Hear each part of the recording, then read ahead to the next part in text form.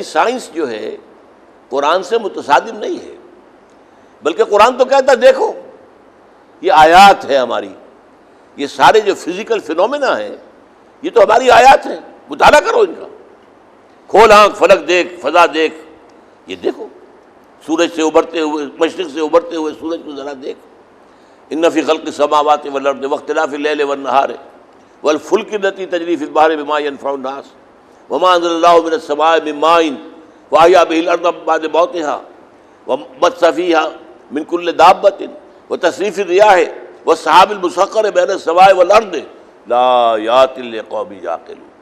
تو یہ تمام فزیکل فینومینا جو ہے، اس آیت کو میں نے آپ کے علم میں ہوگا نام دیا آیت الآیات۔ کسی اور آیت میں اتنی آیتیں جمع نہیں ہیں۔ آیت اللہ کی نشانی، 10 آیتیں جو ہے اللہ کی نشانیاں وہ اس ایک آیت میں جمع ہیں۔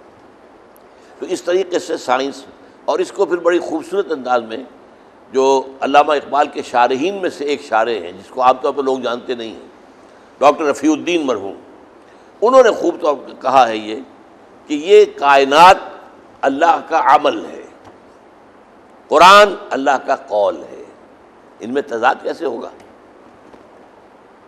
قول و عمل کا تضاد تو کسی عام انسان میں بھی ہو تو ہم سمجھیں گے گھٹیا آدمی ہے، اللہ کے قول اور عمل میں تضاد کیسے ہوگا؟ اس اللہ کے عمل کا مطالعہ سائنس ہے، اللہ کے قول کا مطالعہ یہ ہے کہ قرآن مجید پڑھیں، سمجھیں، اور ان میں تضاد نہیں ہے۔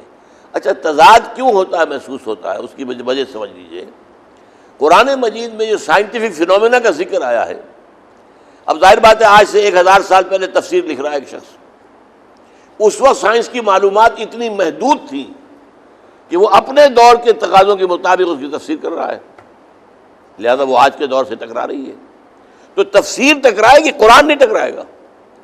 یہ جو ڈاکٹر مورس بوکائی نے بہت بڑی بات کہی، جس نے کتاب لکھی دی قرآن دی بائبل اینڈ سائنس، اس نے یہ بات کہی ہے، بہت عمدہ بات کہی ہے، قرآن میں کوئی ایسی شے نہیں میں نے پائی جسے سائنس نے غلط ثابت کر دیا ہو، جبکہ بائبل میں موجود ہے۔ اور وہ موجود کس لیے ہیں؟ اس کی وجہ ہے اصل بائبل تو گم ہو گئی تھی، 587 قبل مسیح کے بعد اصل تورات دنیا میں نہیں ہے۔ یہ تو بعد میں جو ہے کوئی 100 یا 150 برس کے بعد لوگوں نے اپنی یادداشت سے تورات لکھی ہے۔ وہ تورات تو گم ہو گئی تھی، نیبوکڈنیزر کا جب حملہ ہوا ہے یہ یہودا پر، یہودا جو ریاست تھی یہودی، تو اس کے بعد سے تورات نہیں۔ جب انسانوں نے اپنی یادداشت سے مرتب کیا تو اس وقت کے علم جو سائنسی تصورات تھے وہ اس کے اندر خود بخود آ گئے، لہذا اس میں تضاد ہے، ورنہ اللہ کا کلام وہ بھی تھا، اس کے اندر تضاد نہ ہوتا۔ قرآن محفوظ ہے، لہذا قرآن میں کوئی شے ایسی نہیں ہے جسے سائنس نے غلط ثابت کیا، البتہ تفسیروں میں آپ کو معلوم ہو جائے گا۔ اچھا اسی طرح احادیث کے اندر بھی ظاہر بات ہے کہ حضور کا کام تھا لوگوں کو تذکیر، نصیحت، ایمان پیدا کرنا، تو بعض چیزیں جو اس دور کے تصورات کے مطابق تھی آپ نے انہی کو استعمال کر لیا لوگوں کو بات سمجھانے کے لیے۔ لیکن ایک حدیث جو میرے نزدیک ہم آپ میں سے ہر شخص کو یاد ہونی چاہیے، وہ تعبیر نخل والی حدیث ہے کہ حضور صلی اللہ علیہ وسلم جب مدینہ تشریف لائے مکے سے، تو آپ کو معلوم ہے کہ حضور تو وہ کاشتکار تو تھے نہیں، مکے میں تو کوئی کاشتکاری تھی نہیں، بوادٍ غیر ذی زرع، وہاں تو کوئی پیدا ہی نہیں ہوتا تھا، لہذا کاشتکاری کے اصولوں سے آپ واقف نہیں تھے، تاجر بہترین تھے اور بہت کامیاب تھے۔ یہاں آئے تو آپ نے دیکھا کہ یہاں انصار جو ہیں وہ کھجوروں کے جو پھل ہیں، پھول ہوتے ہیں، نر اور مادہ علیحدہ علیحدہ ہوتے ہیں۔ یہ درخت جو ہے یہ ہیومن بینگز کے بہت قریب ہے، یہ یوں سمجھیے کہ پلانٹ کنگڈم اور اینیمل کنگڈم کے درمیان میں کھڑا ہوا ہے۔ اس کے جو ہے پھول، نر پھول، مادہ پھول، ان کو قریب کر دیتے تھے ایک دوسرے کے ساتھ، لا کے ایک ڈور باندھ دی تاکہ پالینیشن ہو جائے اور تاکہ اس کے ذریعے سے زیادہ فصل زیادہ ہو جائے، فرٹیلائزیشن ہوگی، پالینیشن ہوگی، فرٹیلائزیشن ہوگی اور تو کھجوریں زیادہ پیدا ہوگی۔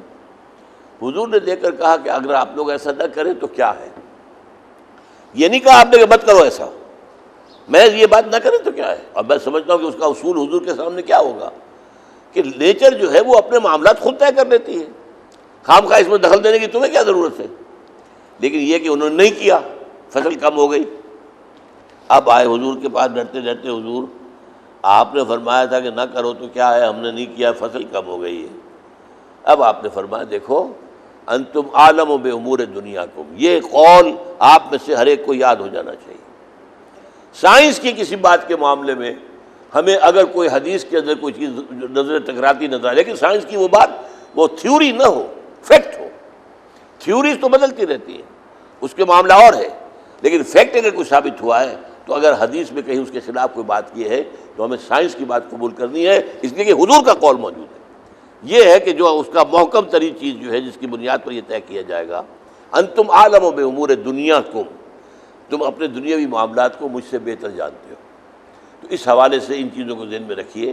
اور علامہ اقبال نے خاص طور پر کہا ہے کہ the inner core of the modern western civilization is Quranic. یہ جو ان کے خطبات ہیں ان کا جو دیباچہ ہے اس میں یہ الفاظ لکھے ہیں انہوں نے، اس لیے کہ اس سے پہلے دنیا میں فلسفے کے میدان میں صرف جو استخراجی منطق ہوتی تھی، وہ بال کے کھال اتارتے جانا، نتیجہ نکالتے جانا، اور یہ کہ وسیع مشاہدہ نہیں، اس کو ختم کر کے قرآن نے یہ کہا مشاہدہ زیادہ کرو اور وسیع مشاہدے سے نتائج اخذ کرو۔ اس کو کہتے ہیں استقرائی منطق، deductive logic and inductive knowledge, deduction اور انڈکشن۔ انڈکشن استقراء ہے اور یہ استخراج ہے، یہ جو ہے ڈیڈکٹیو ہے۔ تو یہ چیز قرآن جو ہے یہ دنیا مانتی ہے کہ یہ جو نالج ہے انڈکٹیو نالج، اس کا موجد قرآن ہے، انسان کو اس سے متعارف کرانے والا قرآن ہے، اور اسی انڈکٹیو نالج کے نتیجے میں سائنس پروان چڑھی ہے۔ تو یہ حقائق کچھ ہیں جن کو کہ علامہ اقبال نے جن سے بحث کی ہے۔